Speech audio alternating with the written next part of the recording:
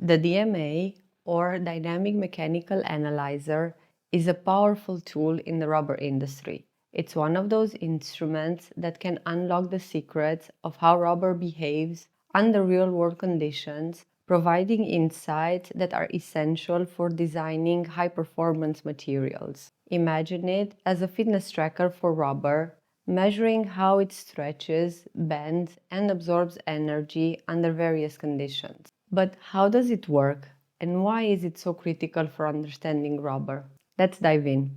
Hello, my rubber hearts. The principle behind the DMA is surprisingly simple, yet incredibly effective. Think about pulling on a rubber band. It stretches, but how much effort does it take to stretch it? What happens if you pull it quickly versus slowly?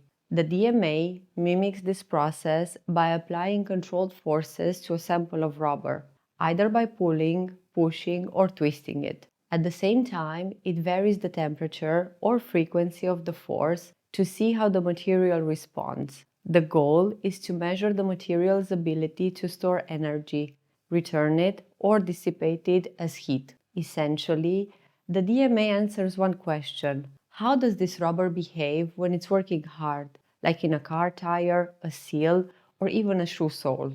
To test a material with the DMA, you first need to prepare a sample.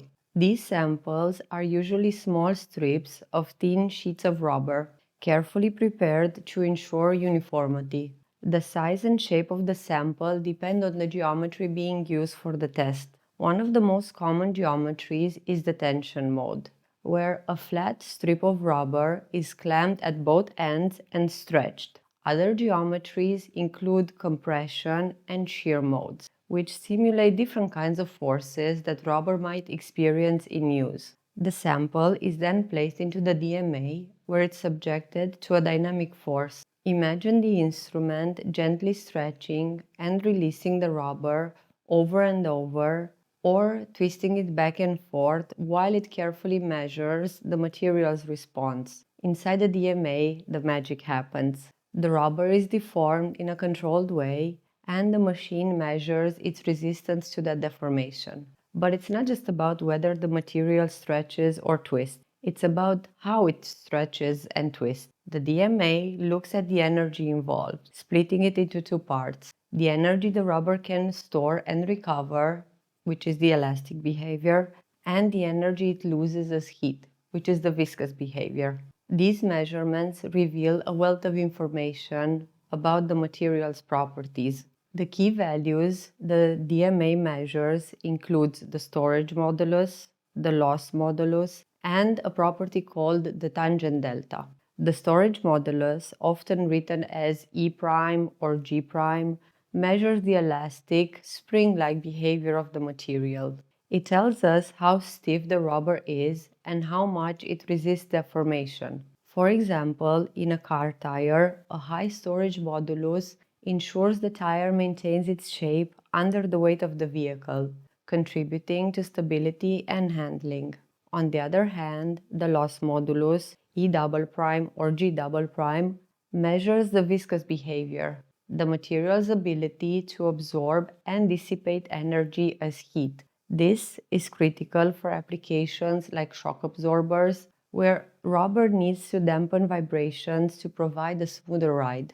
Tangent delta is the ratio of these two values, loss modulus divided by storage modulus. It's a measure of the balance between elastic and viscous behavior. A low tangent delta indicates a material that's more elastic and efficient at returning energy, which is desirable for applications like performance running shoes. A high tangent delta, however, means the material is better at absorbing energy, which can improve grip in a tire or help reduce noise and vibrations in a seal.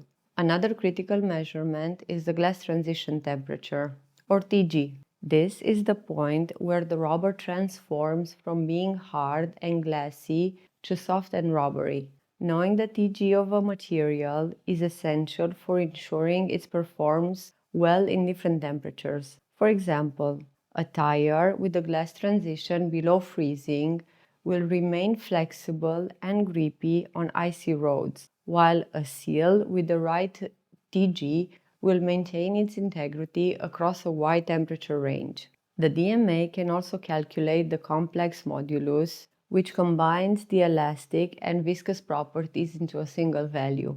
This gives a complete structure of how the rubber resists deformation under dynamic forces. The damping capacity of the material, closely related to the tangent delta, reveals how well the rubber absorbs and dissipates energy, making it an essential factor for designing vibration dampening components like engine mounts or shock absorbers. Ultimately, the DMA allows us to predict how rubber will perform in its real-world applications. It's one thing to know that a material is strong or stretchy. It's another to understand how it behaves under the complex, dynamic forces it will experience in use. For tires, the DMA ensures the right balance of stiffness, grip, and rolling resistance. For seals, it guarantees that they remain flexible enough to create a tight seal, but strong enough to handle pressure and temperature changes. And for shock absorbers, it helps engineers design materials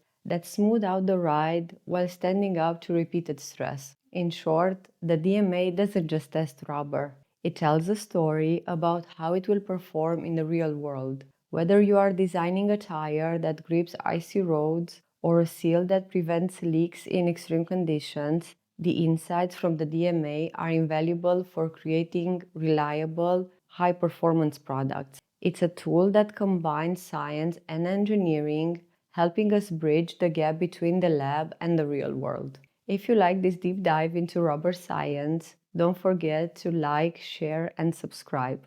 Until next time, stay elastic and stay curious.